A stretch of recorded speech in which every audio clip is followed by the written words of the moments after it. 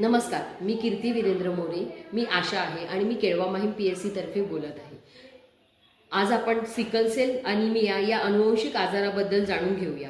हा आजार रक्ताची तपासणी केल्याशिवाय कळू शकत नाही. हा आजार असा आहे की त्यात लाल रक्तपेशींचा आकार बदलतो आणि त्या लवकर नष्ट होतात.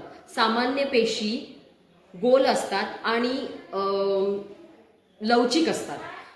सिकल सेल पेशी कडक आणि अर्धचंद्रासारख्या असतात आणि त्यामुळे त्या म्हणजे त्या रक्तपेशीत अडकतात व ऑक्सिजनचा प्रवाह थांबवतात आणि त्यामुळे शरीरात ऑक्सिजनची कमतरता होऊन असह्य वेदना निर्माण होतात.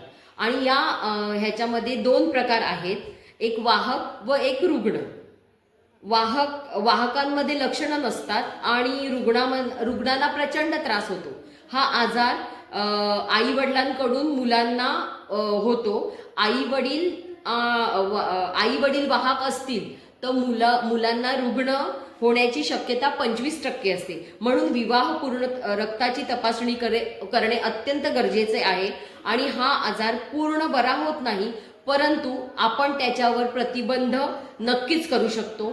म्हणून प्रत्येकाने सिकल सेलची तपासणी आवर्जून करून घेणे. धन्यवाद.